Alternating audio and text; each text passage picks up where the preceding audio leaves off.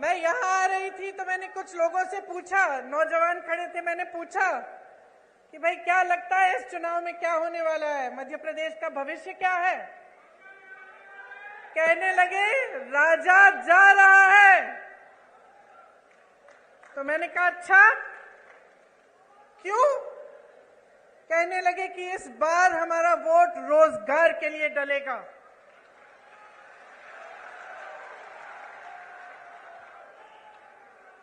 तो इसमें एक बात जो मैं इससे पहले कह रही थी वह स्पष्ट हो जाती है कि जब एक पार्टी का नेता आपके सामने कुछ कहता है, दूसरा वही चीज लगभग कह के जाता है, तो आपको पता कैसे चलता है कि कौन सच्चाई कह रहा है? पता आपको तब चलेगा जब आप अपने ही अनुभव पर उतरेंगे। आपका अनुभव क्या है? आपका जीवन क्या है? आपके संघर्ष क्या है?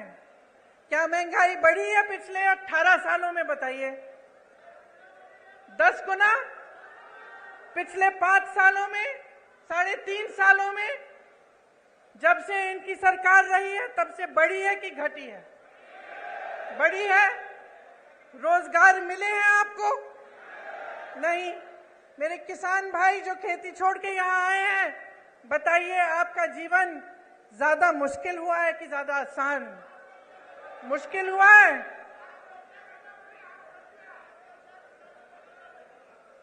आपको मालूम, आप कह रहे हैं किसानों की आत्महत्या 17,000 में, मैंने अभी एक आंकड़ा सुना कि लगभग 17,000 नवयुवकों ने आत्महत्या की है पिछले 18 सालों में।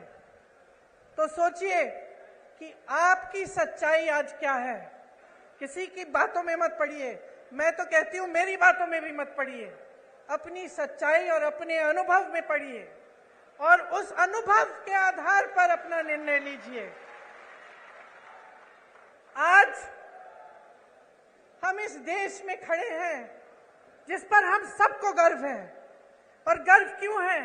क्योंकि अगर आप आसपास के देशों को देखेंगे तो शायद हमारा एक देश है इन सारे आसपास के देशों में जो आजादी के बाद एक लोकतंत्र माना जाता था और जिसका लोकतंत्र हमेशा मजबूत रहा है। और ये लोकतंत्र हमारे संविधान में गढ़ा हुआ है। जिन्होंने हमारे संविधान को लिखा और बनाया, उन्होंने जीवन इस देश के लिए दिया। एक नहीं थे, बहुत सारे लोग थे हमारे स्वतंत्रता सेनानी। और हमें गर्व है आज अपने देश पर, जिसके संविधान में लिखा है कि हर जने को समान अधिकार मिलना चाहिए।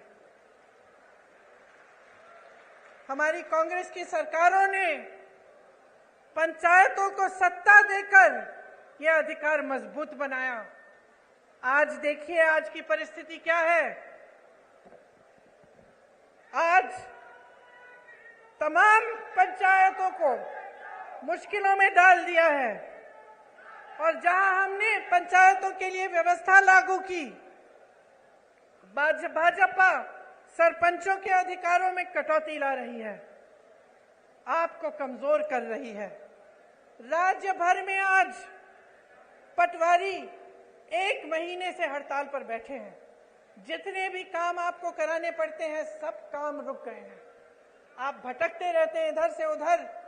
उनकी अपनी मांग है, उनको भी सरकार ने सहायता नहीं दी, वे हड़ताल पे बैठे हैं। ये स्थिति है आज यहाँ की। 18 सालों में 250 से ज्यादा, 250 से ज्यादा घोटाले हुए हैं। अगर हम उसकी लिस्ट बनाने चले तो हम यहाँ पे 2 घंटे के लिए खड़े रहेंगे। बच्चों के पोषण का घोटाला, मिड डे मील का घोटाला, बच्चों के एडमिशन का घोटाला, सर्व शिक्षा अभियान में घोटाला, स्कॉलरशिप में घोटाला, भर्ती की परीक्षाओं में घोटाला, नौकरियों में घोटाला, धार में यहाँ के डैम के बनाने में भी भ्रष्टाचार हुआ। इससे क्या पता चलता है आपको? आप अगर मेहनत करते हैं, खेती में, काम में मेहनत करते हैं, कहीं नौकरी करते हैं तो किस लिए करते हैं? मेरी बहनें, आप घर पे मेहनत करती हो, सारा घर परिवार संभालती हो, किस लिए करती हो? अपने बच्चों की परवरिश के लिए करती हो ना, अपने बच्चों के भविष्य को सुरक्षित करने के लिए। हम हमेशा सोचते हैं कि हमारे बच्चे बड़े होकर हमसे कुछ ज्यादा ही करें। अगर हम खेती करते हैं, हम सोचते हैं कि चलो इसको पढ़ाएंगे लिखाएंगे, इसकी और हमारे से बड़ी ज्यादा नौकरी होगी। अगर हम कहीं पे नौकरी करते हैं, हम सोचते हैं चलो इसको और पढ़ाएंगे लिखाएंगे कि ताकि हमसे भी ज्यादा कमाएं, हम बूढ़े होंगे हमारी देखभाल करें। यही हमारा मकसद होता है। चाहे जितने भी लोग आज यहाँ बैठे हैं, सब चाहते हैं कि अपने बच्चों का भविष्य मजबूत हो, उनकी तरक्की हो। और जब आप सामने देखते हैं कि चाहे पाठशालाओं में, चाहे भर्ती में, चाहे आपकी नौकरियों में, चाहे कुछ भी हो, हर चीज में घोटाला घोटाला भ्रष्टाचार है, तो कैसे मायूस होते होंगे? तो कैसे आपका दिल मजबूत बने और आप आगे बढ़ते चले जाएं? जब आपने किसी पर भरोसा किया, आपने अपना पूरा भरोसा एक नेता में डाला, एक पार्टी में डाला, और आपको पता चला कि 3.5 सालों से, उससे पहले भी जब इनकी सरकार थी, तो सिर्फ भ्रष्टाचार भ्रष्टाचार भ्रष्टाचार करते रहे। मैं जानती हूं कि को खाने दो, हमारा काम तो करे, है कि नहीं? मैंने बहुत बार सुना है कि लोग कहते हैं चलो कोई बात नहीं, थोड़ा बहुत सब करते हैं, लेकिन कम से कम हमारा काम तो हो रहा है। मैंने बहुत बार कभी सुना है। लेकिन यहां तो परिस्थिति है कि खाए जा रहे हैं, खाए जा रहे हैं, खाए जा रहे हैं, आपका एक काम नहीं हो रहा है। आप अपने बच्चों को पाठशाला भी नहीं भेज सकते ये जानने के बिना कि वहां पे भी भ्रष्टाचार हुआ है। यहां व्यापम का घोटाला हुआ, 50 से अधिक लोगों की मौत हुई। इन्होंने जांच कराई। ये जो ईडी ये सबके घर भेज देते हैं एजेंसियों को, पता चला कि किसी ने इनके खिलाफ कुछ कह दिया, लिख दिया, एकदम ईडी पहुंच गई उनके घर। अरे यहां तक कि फिल्मों के अभिनेताओं के घर भी कल परसों ईडी पहुंच गई। यहां पे क्यों नहीं पहुंची? यहां जो इतने बड़े घोटाले हुए हैं, इनके अधिकारियों के घर में क्यों नहीं पहुंची? इनके नेताओं के घर में क्यों नहीं पहुंची? तो ये सवाल आपको पूछने हैं।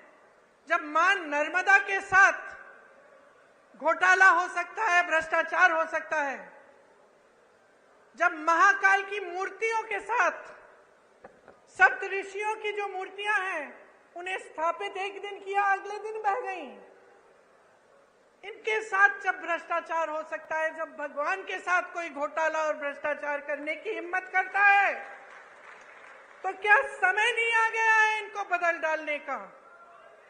बताइए।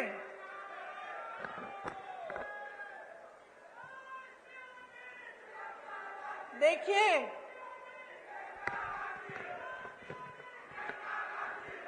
देश की आंधी इस देश का नौजवान है। जाग जाओ मेरे भाइयों और बहनों।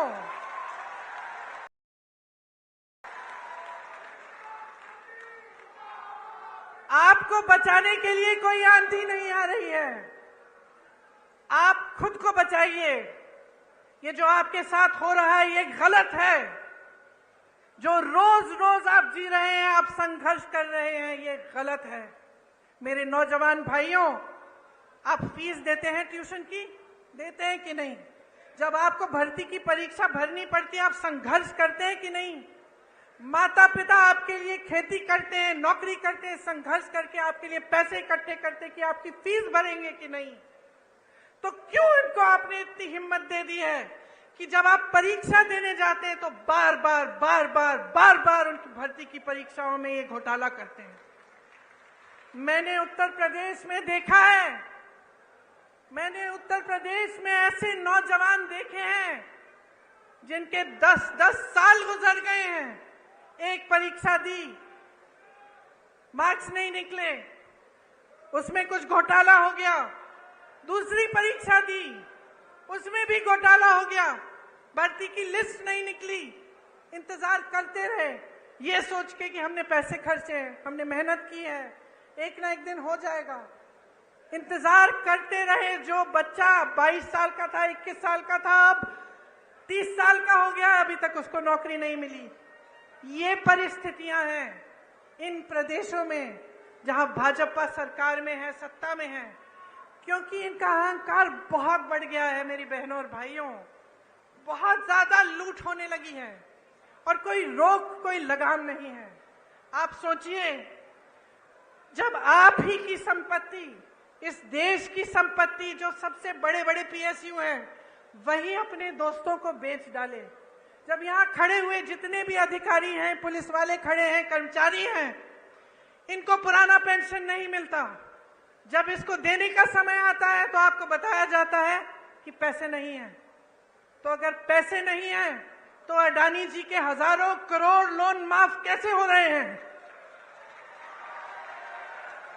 अगर किसान के कर्ज माफ नहीं हो सकते तो ये बड़े बड़े उद्योगपतियों के कर्ज माफ कैसे हो रहे हैं?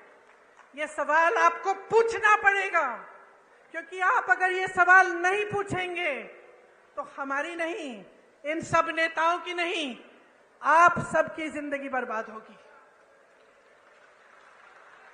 आपका भविष्य बर्बाद होगा, आपके आने वाले दिन अच्छे नहीं, बुरे होंगे। और ये बात आपको गहराई में समझनी पड़ेगी।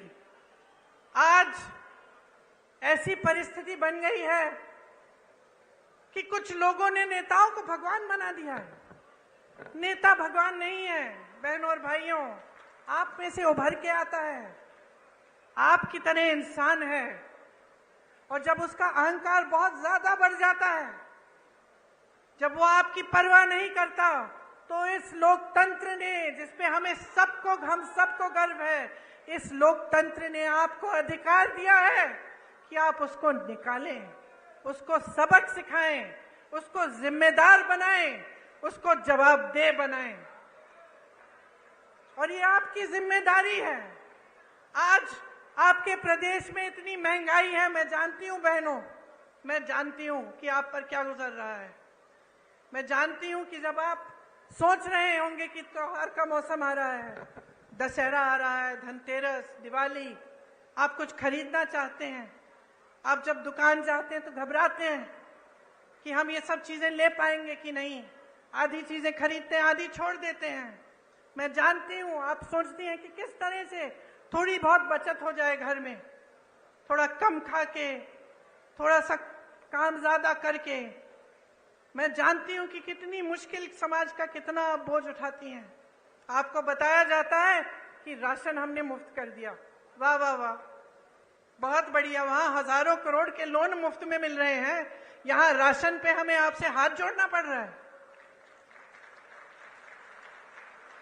इन्होंने कहा कि राशन आपको मुफ्त में दे रहे हैं। अब आप सोचिए, मैं एक राज बताती हूं आपको, जब कांग्रेस की सरकार थी तब आपको राशन कितने में मिलता था? 60 रुपए में। उस समय गैस का सिलेंडर कितने का था? 425 रुपए। तो मतलब 485 रुपए में लगभग आपको राशन भी मिल जाता था और आपको सिलेंडर भी मिल जाता था। अब ये कहते हैं इन्होंने राशन मुफ्त कर लिया, जैसे बहुत बड़ा एहसान कर लिया आप पे।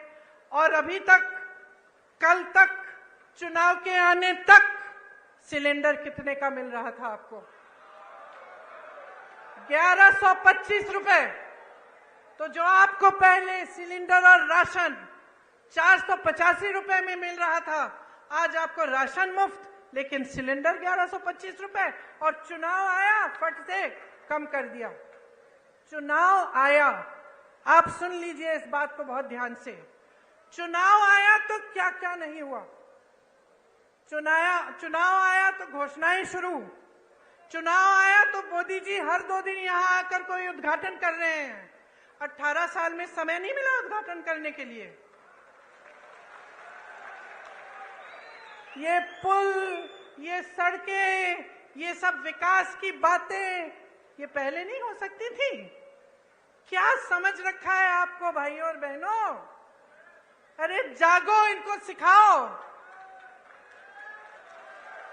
ये तो समझ रहे हैं कि किसानों के जीवन में मुश्किल पे मुश्किल डालें, कि आप सिंचाई के लिए इनसे भीख मांगे। आपकी जब फसल बर्बाद हुई है उसका मुआवजा आपको मिला है? यहां सोयाबीन के किसान हैं, है? आपको मुआवजा मिला? चलिए, बारिश आई, बाढ़ आई, कुछ सर्वे भी किया इन्होंने मुआवजे के लिए? नहीं किया। अब देखिए चुनाव आ रहे हैं, देखिए क्या पता कुछ मुआवजा भी दे दे। चुनाव के बाद करेंगे नहीं करेंगे ये मत पूछिए मेरे से। फसल बीमे में घोटाला, तो हर तरफ घोटाला। तो आप बताइए इसका इलाज क्या है? आज बेरोजगारी चरम पे है कि नहीं है? है ना? आपको मालूम है कितने पद खाली हैं? मैं बताती हूं, सुनिए।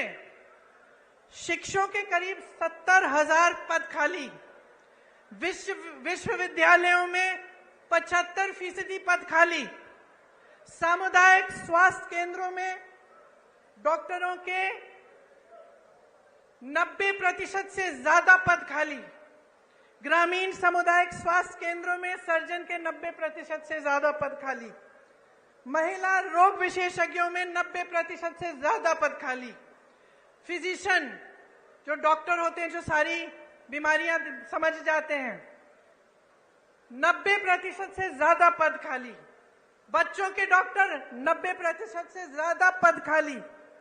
पूरे प्रदेश की सीएचसी में एक भी आंख का डॉक्टर नहीं है। मोतियाबिंद होती है, आंख में तकलीफ होती है, कहां जाएंगे? कहां जाएंगे? प्राइवेट में जाएंगे।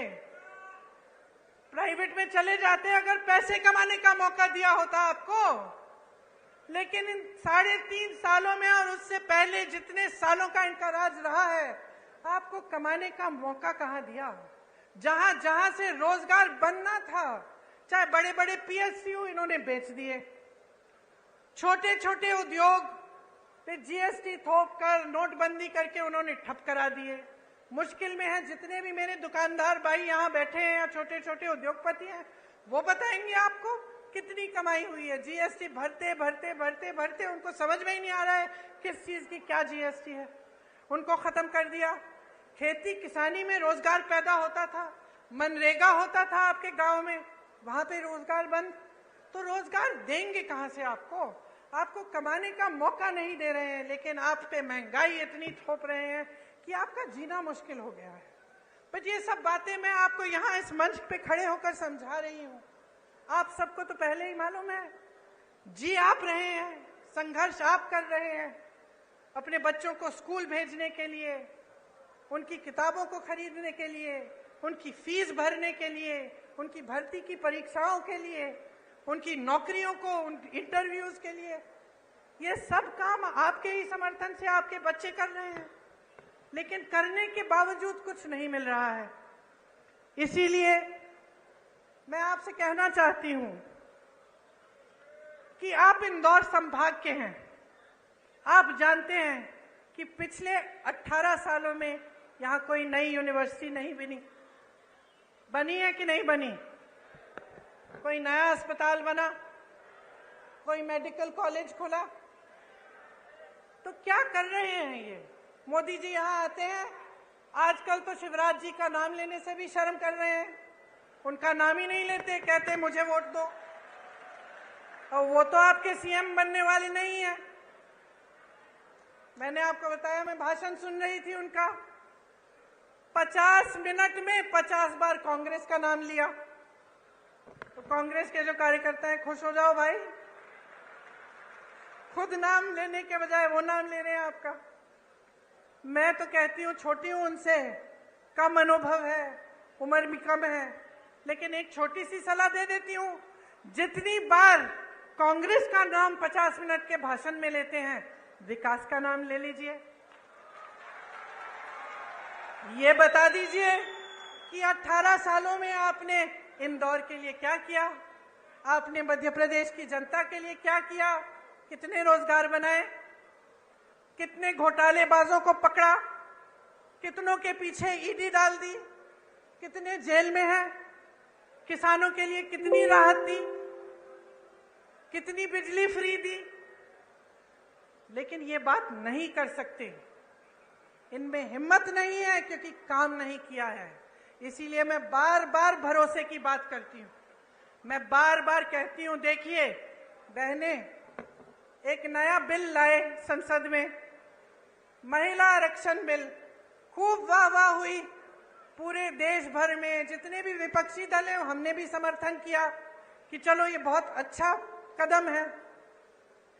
बड़ी बड़ी घोषणाएं हुई, टीवी पे इश्तिहार हुए, सब कुछ हुआ, मोदी जी की बड़ी वाह वाह हुई। फिर क्या पता चला कि 10 सालों के लिए ये लागू ही नहीं होगा।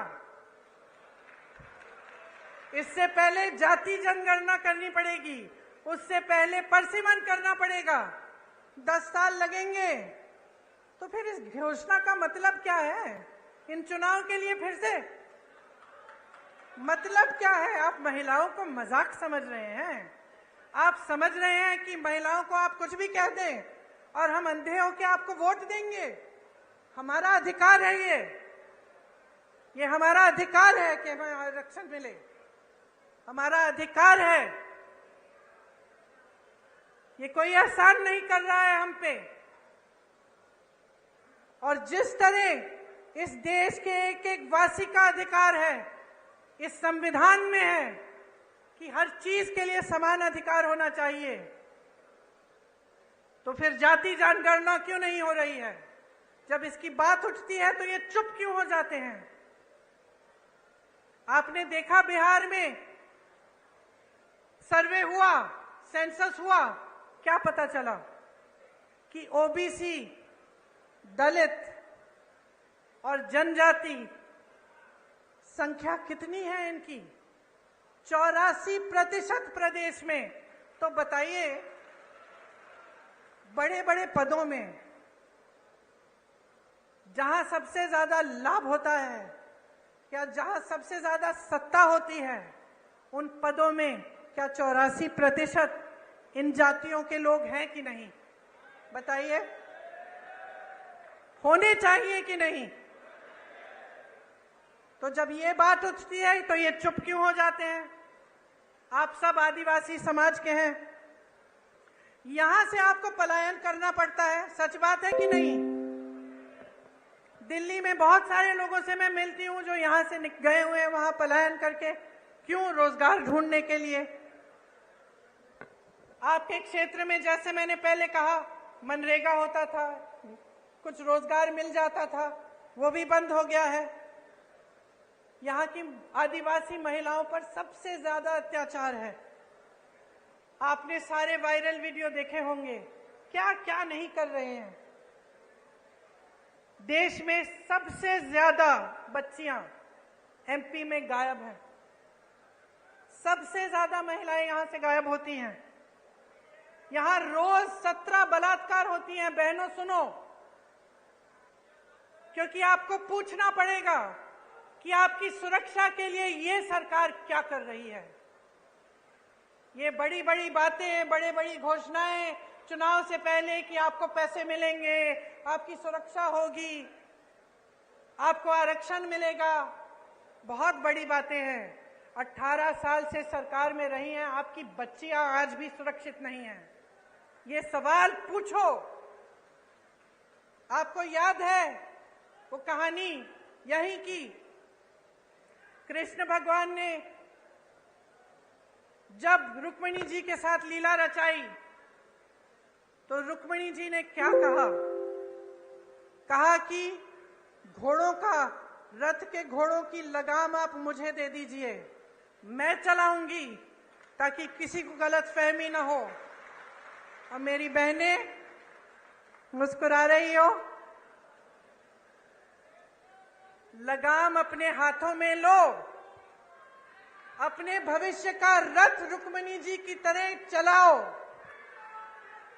आगे देखो, अर्जुन की आंख और अर्जुन के निशाने के तरह विकास, अपने बच्चों का भविष्य, अपने अधिकार, इस देश को आगे बढ़ाने का काम अपनी नजर से मत हटाओ। ये तुम्हारी जिम्मेदारी है मेरी बहनों।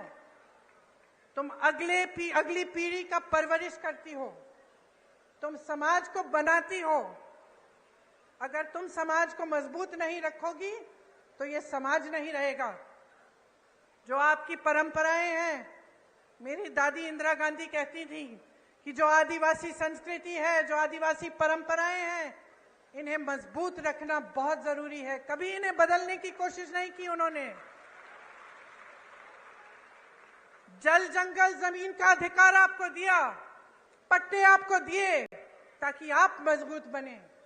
और मेरी बहनें, आज इस देश का एक एक नेता समझ गया है कि अगर महिलाओं का वोट उसे नहीं मिले तो वो सत्ता में नहीं आ सकता। इसीलिए मेरी बहनें, जब मैं कहती हूं कि लगाम संभालो, अपना रथ खुद चलाओ, मैं इसलिए कहती हूं कि आज कौन सत्ता में आएगा कौन नहीं आएगा ये आपके हाथों में है। इस बात को गहराई से समझो। जब आपको झूठे वादे किए जाते हैं, जब आपको बताया जाता है कि हम आपके लिए क्या क्या नहीं करेंगे, तो जानते हैं आपकी बेटियां अगर हैं तो कभी कभी बेटी आती है, कहती है अच्छा लड़का मिल गया, तो आप कहती हैं कि अगर हमें शादी के लिए तुम्हारे लिए लड़का ढूंढना है तो पहले हम जानना चाहेंगे कि उसकी क्या मजबूती है, क्या करेगा। अगर आपको लगे कि ऐसा लड़का है जो झूठ मूठ के बता दे लड़कियों को कि आपके लिए ऐसे ऐसे महल बनाएंगे, हम आपको यहाँ ले जाएंगे, ऐसा करेंगे वैसा करेंगे, तो आप क्या कहेंगी अपनी बेटी से कि बेटा ध्यान रखो, ध्यान रखो, ये बहुत बड़ी बड़ी बातें करता है, ये करेगा नहीं। कहती है कि नहीं?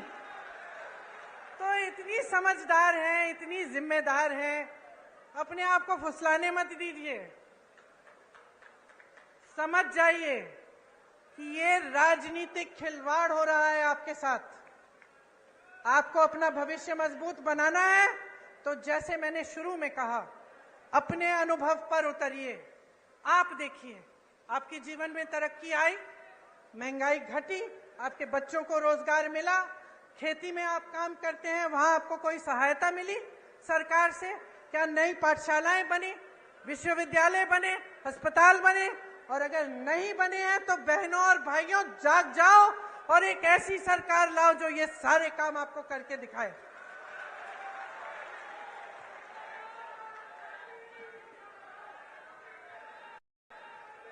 शिशुपाल के अत्याचारों का घड़ा भर गया है, भर गया है।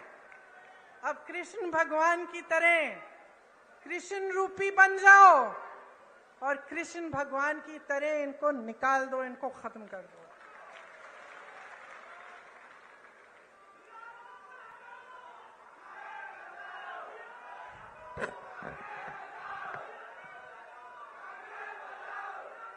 डेढ़ सालों में, पिछले चुनाव में आपने कौन सी सरकार चुनी थी? कांग्रेस। यहां बैठे कमलनाथ जी, पिछली सरकार में आपने पिछली चुनाव में आपने कांग्रेस की सरकार चुनी। फिर क्या हुआ? फिर क्या हुआ? रिश्वतखोरी हुई और जो आपका आदेश था उसका पालन नहीं किया गया। आप कांग्रेस की सरकार चाहते थे और जोड़ तोड़ करके 1.5 साल के अंदर अंदर आपको भाजपा की सरकार मिली कि नहीं मिली? और नतीजा आप सबने देखा। 1.5 साल में मैं आपको बताना चाहती हूं कि आपका ही अनुभव रहा होगा कि कांग्रेस की सरकार ने क्या क्या किया। किसानों के कर्ज माफ किए, 27 लाख किसानों के कर्ज माफ किए, सामाजिक सुरक्षा पेंशन बढ़ाकर 600 रुपए बनाया, 1 करोड़ परिवारों को 100 रुपए में 100 यूनिट बिजली दिलवाई, 1000 गौशालाएं खुलवाई। 1.5 साल की बात कर रही हूं मैं, 18 साल की बात नहीं है ये। आदिवासियों के लिए 12,000 बर्तन बैंक खोले, इससे आपको भी सुविधा मिली होगी।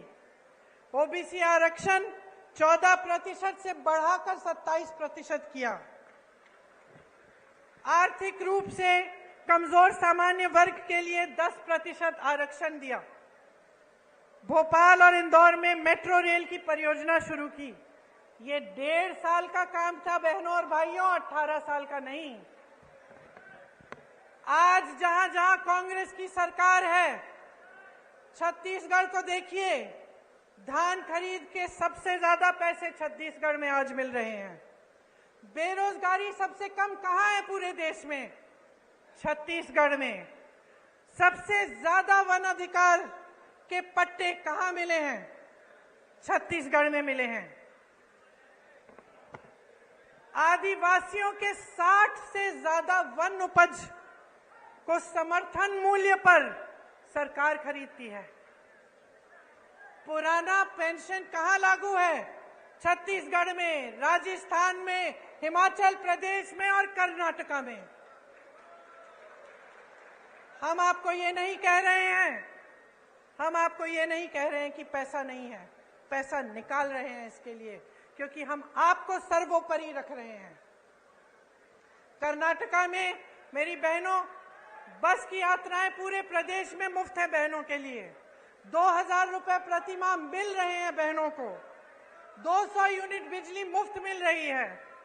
हिमाचल प्रदेश में अभी आपदा आई, हमने आपकी बात की, आपके मुआवजे की, आपको मुआवजा नहीं मिला। जब बाढ़ आई, जब आपकी फसल खराब हुई, हिमाचल प्रदेश में आपदा है। सबसे बड़ा पैकेज आपदा के लिए, राहत के लिए हिमाचल प्रदेश में कांग्रेस की सरकार दे रही है। राजस्थान में बहनों और भाइयों, हमने बात की कि यहां स्थिति क्या है अस्पतालों की। डॉक्टर के पद खाली हैं, नौजवान बच्चे बेरोजगार हैं, जिन्होंने डॉक्टरी की पढ़ाई की है वो भी बेरोजगार हैं, लेकिन पद नहीं भरे जा रहे हैं। आपको इलाज के लिए प्राइवेट में कहां कितना खर्च करना पड़ रहा है। और राजस्थान में चिरंजीवी योजना कांग्रेस की सरकार ने निकाली है। आप किसी भी राजस्थानी से पूछिए, 25 लाख तक मुफ्त इलाज हो रहा है, आज के दिन हो रहा है। और ये चुनावी घोषणाएं नहीं है भाई बहनों और भाइयों, ये उनकी नीतियां हैं। ये कांग्रेस की सरकारों की नीतियां इसलिए हैं क्योंकि हमारे लिए आप सर्वोपरि हैं। आपसे बड़ा कोई नहीं है। और आज मैं इस मंच पर खड़े होकर आपको कह रही हूं कि कांग्रेस आपके लिए कुछ गारंटी लाई है, और आप ही खुद देखिए कि क्या कांग्रेस के प्रदेशों में इनकी गारंटियां लागू हो रही हैं कि नहीं। जब आपको ये पता चलेगा, खुद अखबारों में पढ़िए, इंटरनेट पे जाकर देखिए, जहां आपको सुविधा हो वहां पूछिए। जब आपको खुद अपने अनुभव से पता चलेगा कि हां, इन्होंने जो वादे किए वाकई पूरे कर रहे हैं, तब आप इन गारंटियों में आप विश्वास करो।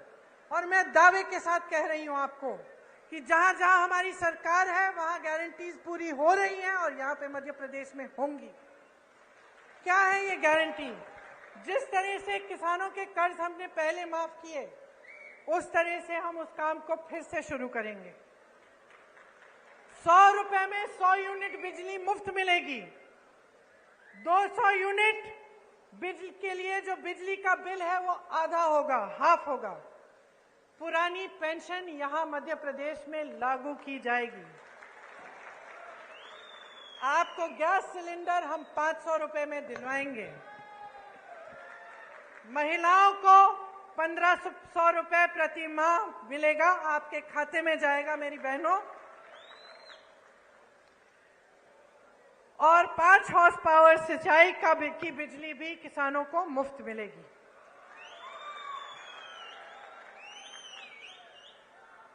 देखिए, आपने मेरी बातें बहुत ध्यान से सुनी, और मैं यहां खड़े होकर ऐसी कोई बात भी नहीं करना चाहती जो सही नहीं है। दूसरी पार्टियों के बारे में नकारात्मक बातें करना, उल्टी सीधी बातें करना आसान है। अपने काम और अपनी पार्टी, अपनी सरकारों के अनुभव, उनके विवेक, उनके कार्यों के आधार पर बात करना मुश्किल होता है। मुश्किल क्यों? क्योंकि फिजूल की बात नहीं कर सकते। मैं यहां खड़ी होकर ये नहीं कह सकती कि भाई राजस्थान में चिरंजीवी योजना है, 25 लाख का मुफ्त इलाज है, अगर नहीं होगा तो। क्योंकि आप में विवेक है, आप जान लेंगे कि भाई यहां पे खड़े होकर सब फालतू की बातें करते हैं। तो यहां खड़े होकर मैं सिर्फ वो बातें करना चाहती हूं जो सच्चाई है, जो हमारे अनुभव की बातें हैं, और जिन बातों की सच्चाई आप खुद खोज सकते हैं। तो यहां खड़े होकर सबसे बड़ी बात मैं आपसे क्या कहना चाहती हूं कि देखिए, ये देश आपका है, ये देश आपका है, ये प्रदेश आपका है, ये भविष्य आपका है, ये आगे वाली पीढ़ी, ये नई पीढ़ी आपकी है। तो जिम्मेदारी भी आपकी है, कांग्रेस पार्टी भी आपकी है, हम सब भी आपके हैं। तो ये एक बहुत बड़ी जिम्मेदारी है, इसको हल्के में मत लीजिए।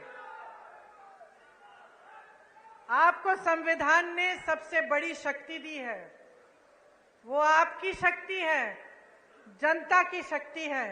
अब बहुत हो चुका है, आपने बहुत देख लिया है, टीवी में बातें सुन ली हैं, बड़े बड़े इश्तिहार देख लिए हैं, वहां हरियाली है, इश्तिहारों में बड़ी बड़ी चीजें हो रही हैं, सब बन रहा है, यूनिवर्सिटियां बन रही हैं, अस्पताल बन रहे हैं, रोजगार बन रहे हैं, पढ़ाई भी हो रही, सब कुछ हो रहा है इश्तिहारों में, लेकिन जमीन पर नहीं हो रहा है। और जब तक आप इसको जमीन पर नहीं उतारेंगे, आप स्पष्ट कर दीजिए हर नेता को कि जब तक ये बातें जमीन पर नहीं उतारेंगे, अपने वादों पर खरे नहीं उतरेंगे, तब तक आपका कीमती वोट उनके पास नहीं जाएगा। और मैं ये दावे के साथ कह सकती हूं कि अगर आप सोच समझ के अपना वोट देंगे, अगर आप वाकई अपने भविष्य को बनाने के लिए और ऐसी बातों में नहीं पड़ेंगे जिनसे आपके जज्बात जुड़ जाते हैं, क्योंकि बहुत चालाकी से चुनाव के समय आपके जज्बातों को जोड़ा जाता है। धर्म की बातें होती हैं, जाति की बातें होती हैं, ऐसी बातें होती हैं कि आपको बुरा लगता है कि भाई अगर हम वोट नहीं देंगे कहीं हमारे धर्म पे आंच ना आ जाए, कहीं हमारी जाति पे आंच ना आ जाए। लेकिन यह आपको गुमराह करने का तरीका है। तो जैसे मैंने कहा, अपनी आंख अर्जुन की तरह निशाने पर रखिए। निशाना आपका भविष्य है, निशाना मध्य प्रदेश का भविष्य है। मेरी बहनों, निशाना आपका भविष्य है, इससे आंख मत हटाओ। और आप जिस दिन चुनाव में वोट डालने जाएंगे, उस दिन याद रखो मेरी बातें, ये वोट आपके लिए जाना चाहिए, आपके मध्य प्रदेश के लिए, आपके भविष्य के लिए और आपके बच्चों को मजबूत बनाने के लिए।